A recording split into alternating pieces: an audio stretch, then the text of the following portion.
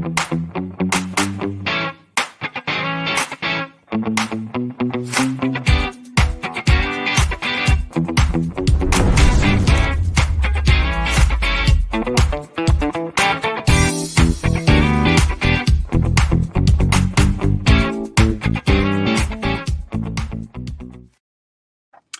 going on, everybody? Welcome back to Bridging the Geekdoms. I'm your host, Robert Slavinsky. Not really sure what's going on with the borders here, but I'm going to go with it. I'm in my car here. I have to talk about the Book of Boba Fett today. Like, I absolutely have to do it, and you all have to listen because it was a phenomenal episode. These last two episodes of the Book of Boba Fett have done something that I didn't think was possible. We have gotten the best Star Wars that we have gotten since the Revenge of the Sith at this point. I loved, and I said the same thing about the Siege of Mandalore arc and the final season of the Clone Wars. And I thought, look, that's the best that we've had since Revenge of the Sith, but this is now taking the cake. This episode, these last two episodes have been absolutely phenomenal. Absolutely phenomenal. And the way it starts off, bringing Cobb Vanth back into it, because it's been like, where's he at? Like, we saw him in The Mandalorian season 2, and he kind of disappeared after giving up the armor. And that's okay, I guess, because, well, it wasn't his armor, it wasn't his show. But when we got back on Tatooine with the Book of Boba Fett, I was wondering, like, where is Cobb Vanth? And the fact that they brought him back, and he seems that he may, depending on how this episode actually ended, could play a bigger role in the rest of the season or further, which is just one more episode of Book of Boba Fett, but possibly in this universe that Dave Filoni and Jon Favreau have created. Now, I do want to throw up some things here that I really, really enjoyed in this episode, because first off, Luke and Grogu. Now, think about this. Who would have thought back in episode 1 of The Mandalorian or episode 2 of The Mandalorian of the first season that we would get to this point? I think there was a lot of hope and speculation that we could, but who actually thought that we would see a scene like this, right there, like this in Star Wars? It's absolutely phenomenal. Absolutely phenomenal. I cannot believe that we have gotten what we have gotten to this point. I can't believe it. Not only do we get this, but we also get that. Ahsoka and Luke. And not only that, but Ahsoka mentioning Anakin to Luke. So much like your father. If you're a Star Wars fan in any way, shape, or form, you can't tell me that you did not have some kind of emotion just kind of bubble up inside of you during this scene. Yeah, I want more from the two of these. Like, I would have loved to have seen them come together and actually see the conversation that they have about Anakin. Luke telling Ahsoka that Anakin came to the good side, that he pushed away all the hatred in the dark and came back to the light. I want to see that. So hopefully we get that in some form or fashion in Ahsoka or the rumored Luke Skywalker TV show, which I think this episode was basically a backdoor pilot for. But I hope we get that, because I think it would be absolutely phenomenal to see something like that. Now, the teachings with Luke and Grogu I thought were excellent. The one thing that I really liked is when Luke kind of takes him and has him remember his past. And that's when we get, this here. We get Order 66 from Grogu's perspective. And again, the emotion that just kind of popped up and built up because of this is absolutely phenomenal. Again, Filoni and Favreau are doing the Lord's work. They really are doing the Lord's work with all of this. It is absolutely mind-boggling that people to this point are not giving them the credit that they deserve, because they deserve so much credit. But once again, we have more Luke and Ahsoka, which I absolutely love. And I think, again, we need more of it. And the fact that we get Luke and Ahsoka after spending so much time with Ahsoka and Anakin, it's just beautiful. It's just beautiful. I'm going to keep going back to it. I'm just going to keep going back to it. The training, again, with Luke and Grogu, the fact that they did this scene where it's mirroring Luke and Yoda, but it's reverse in a way because Luke is now the teacher to the creature that is like Yoda. Absolutely love it. Absolutely love it.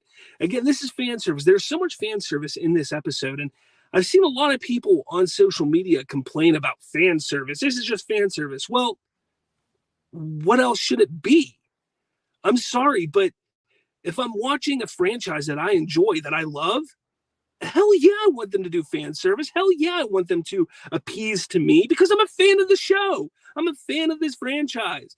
So absolutely give me fan service moments. As long as it's not ridiculous and hokey, as long as it serves purpose, 100% do it. And I'm all for it. All for it. But at the end of this episode, and there's a few things I'll talk about also, but Grogu is left with a decision. And a lot of people don't like this decision, but this kind of does a few things. It's showing you Luke is still following the Jedi teachings. He's still trying to pursue and push the teachings that Yoda was showing him and trying to explain a little bit more, not trying to, but it's kind of explains a little more of where Luke stands in The Last Jedi. But the fact that he gives Grogu this choice, you either take the lightsaber and train to be a Jedi, or you take this Beskar armor, this little chainmail armor, and you go back with the Mandalorian, your friend.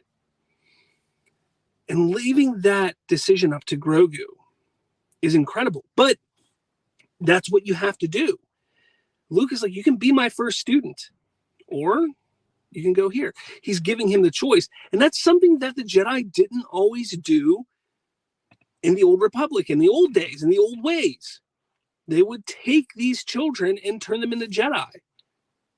They didn't give him a choice. So he's giving him a choice, which I think is a progressive way of moving forward with the Jedi. But Luke is also staying to the old ways in a way because he understands you cannot have these attachments and become a great Jedi. But we're going to give you the choice. This is up to you. This is your choice, whether to stay or go. So I really, really liked that. But as the story progressed, and we did get a little glimpse of Boba Fett in his own show, the Book of Boba Fett, we're seeing that a war is about to happen on Tatooine with Boba Fett and the Pikes, and he's built a little bit of a militant group of sorts with Kersantin, the Wookiee, the Moped group, Fennec Shand, and the Mandalorian. But they're still a little shy of having some extra muscle. So the Mandalorian goes, I think I can help you out. And I thought it was going to be Bo-Katan. I thought he was going to go for the other Mandalorians and bring them into it. But ultimately he didn't. He goes and he talks to Cobb Vanth, who we saw in the beginning of the episode. But Cobb is not for this. He's like, look, we have our town. We're good to go. We're fine. Look, we're not into it, this whole fight idea. But even Cobb Vanth is a little unsure because the Mandalorian is like, look, this is for the fight of Tatooine. This isn't just a fight for Maz Esper or Maz Eisley. This is a fight for Tatooine, and it's eventually going to come to your door. You just have to decide which side you're going to be on and when you want to, join the fight.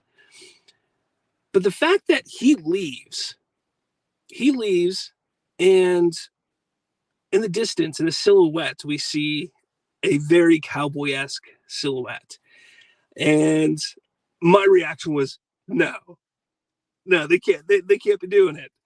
And the fact that they brought Cad Bane into this show, bringing him into this is phenomenal. The last time we saw him was in Bad Batch.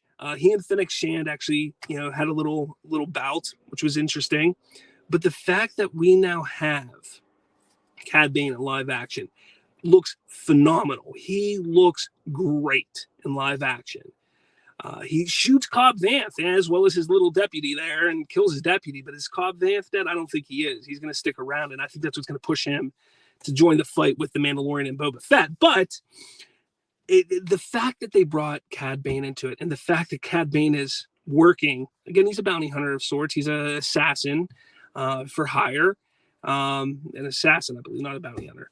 But he's working for the Pikes, it appears, and it's going to be interesting to see how this all plays out. And I know a lot of people wish there was more Boba Fett these last 2 episodes, but again, this is not just about Boba Fett. While yes, the show is called The Book of Boba Fett, people need to realize that The Mandalorian season 2 was supposed to be the final season of The Mandalorian. It was going to continue with The Book of Boba Fett and build the world out continuously that way. The chapters are even up until recently, the chapters were going to continue, chapter 17, 18, 19, 20, 21, all the way up, utilizing those chapters that were started in the Mandalorian. So when The Mandalorian was so successful, they decided to continue that series and made the Book of Boba Fett sort of a spin-off on its own, but filmed and made in a very similar fashion. But they already had that moving, those scripts, everything was moving along production-wise. So they continued with all of that because it was going to be world building. It was going to bring all these characters in some form or fashion moving forward. And that's what they've done with Dave Filoni and Jon Favreau. They've really built their own little secluded in a way universe, but also really expanded the universe even more because they have their own little secluded stories that are going on right here. But it's allowed us to see what else is going on outside of their stories, outside in the larger part of the galaxy. And I've absolutely loved that because, yes, people will sit there and say they have a problem with the Skywalkers and the legacy characters, but look at what they've done these 2 episodes with the legacy characters. Look at what they've been able to do in expanding the universe. It's been phenomenal. I've loved it. I hope you've loved it. Let me know in the comments below what you think. Mandalorian season 3 can't come soon enough. We got 1 more episode of the Book of Boba Fett. I can't wait to see what happens there. But if anything, these last 2 episodes have got me hyped for The Mandalorian season 3. And what do you think Grogu is going to choose? Do you think he's going to choose? Do you think he's going to choose Mando, or is he going to become a Jedi? Let me know in the comments below. Make sure you smash that like button, all that jazz. Thanks for watching, and may the Force be with you.